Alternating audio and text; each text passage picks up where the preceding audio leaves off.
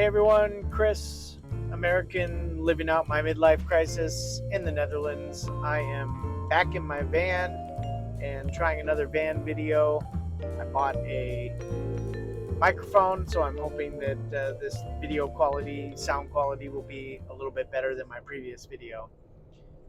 I thought I'd start with a little recap of July, since I haven't been able to make any videos. I was just way too busy in July to even think about not only recording but also doing all the editing and everything necessary to get a video out there. So my apologies. And I also want to say thank you for your continued support. Lots of comments this last month, lots of likes on the videos. I really appreciate that. And lots of new subscribers. So welcome to those new subscribers. Really appreciate you being here, and hopefully I can share some more information today.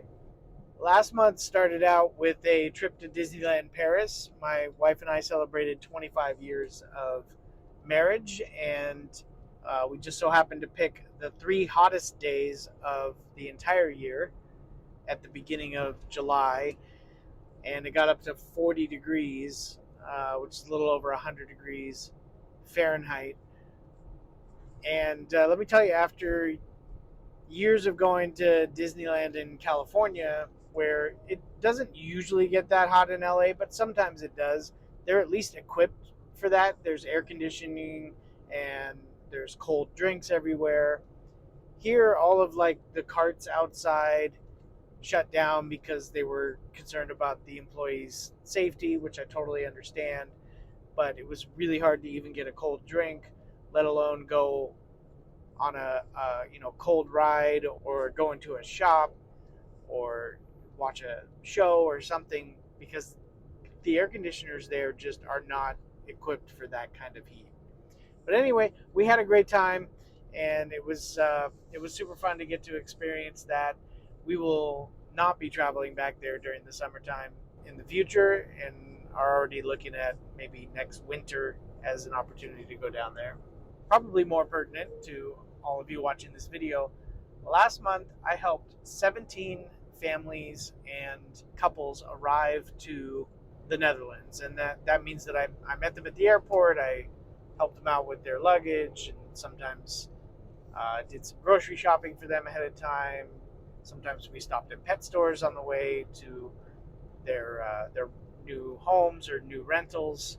All the things that I like to do to make everybody extremely welcome when they first arrive.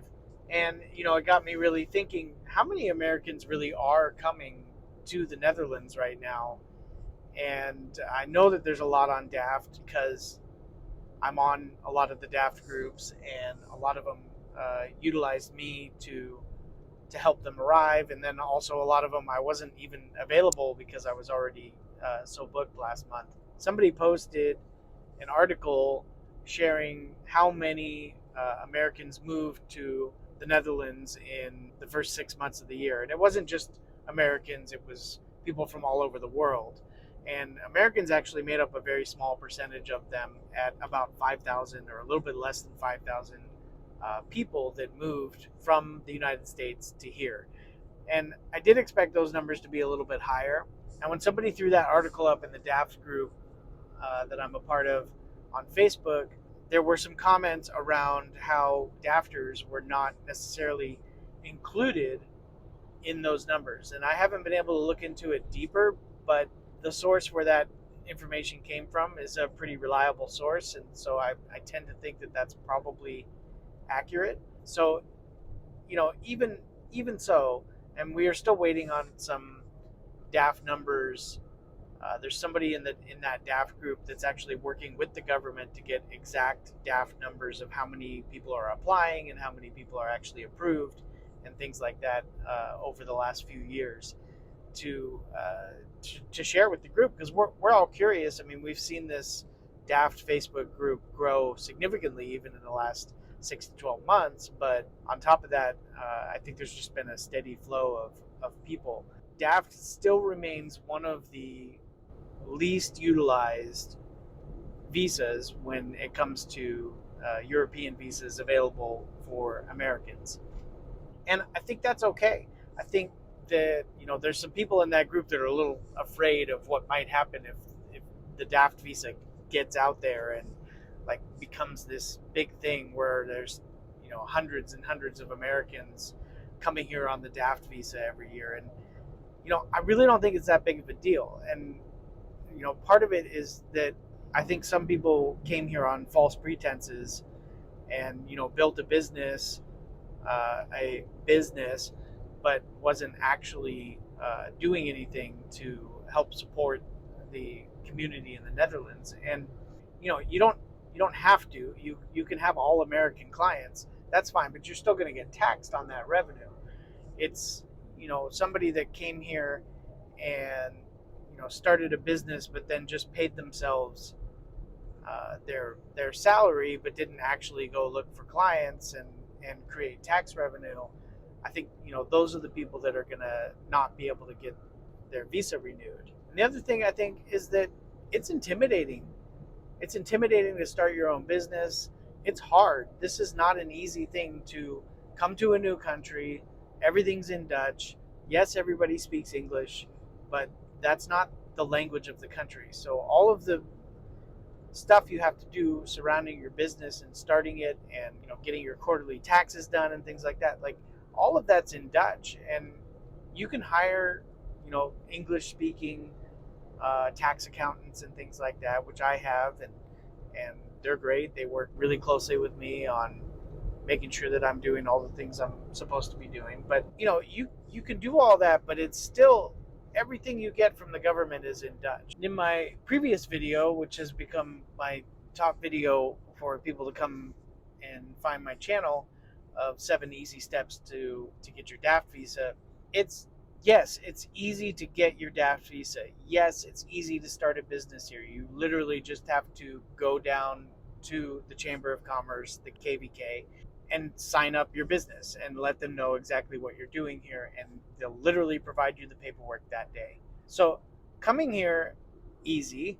Starting a business, easy. Finding a house, very difficult. And making that new business successful is also difficult. And I think this is where people forget, like, the DAFT visa is all of a sudden going to be under scrutiny because it's going to go from a few hundred applicants a year to several thousand applicants a year. And when that happens and there's thousands of people applying for DAFT every year, all of a sudden the government's going to start paying attention to it, and their business is going to come under scrutiny from the government as to whether they're a viable business or not. And I get it. That's a little concerning for some people, but the hard part is actually getting that business going and then having it be successful. And the thing is that there's actually resources available if you put in the time to find them, from networking groups that I've joined and been a part of here and there, to all these different Facebook groups where there are immigrants from all over the world that are looking for all kinds of services. But that doesn't mean that you're going to come here and say, start a piano lesson business and have it be successful. To date, well over 95% of my clients have been Americans or some kind of immigrant to the Netherlands. The number of Dutch clients that I've had have been pretty minimal. I have a couple of regular clients that I work with that are Dutch, but for the most part, my business is coming from other immigrants to this country, and I think that's okay. Like, I didn't expect that, and I certainly didn't expect to help so many Americans arrive in the Netherlands, but it's been a great resource for both me and them. Like, it's not just me providing information to them when they show up, and sometimes our long car ride to wherever their destination is. I'm gleaning information from them too about what their process has been like so far, what they're paying for rent, how long it took them to get a rental.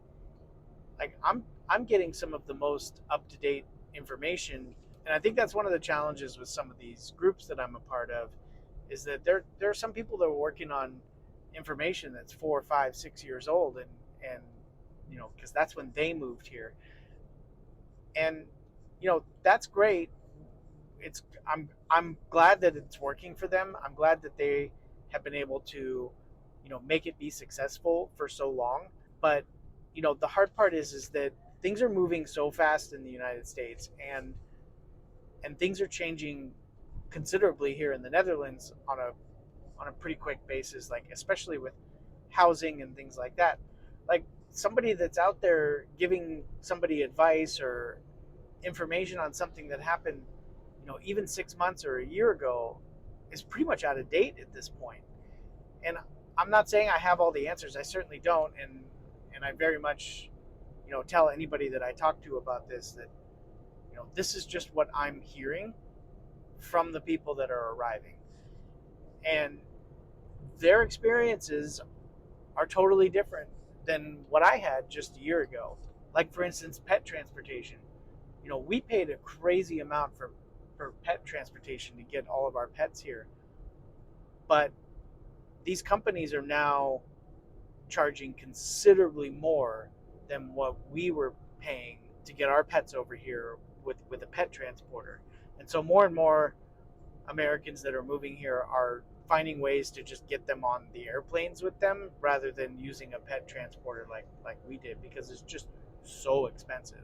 But I guess what I really wanted to share was that I'm just so happy to be a resource and to help these new families and couples arriving to the Netherlands, and be that friendly face at the airport that's welcoming them.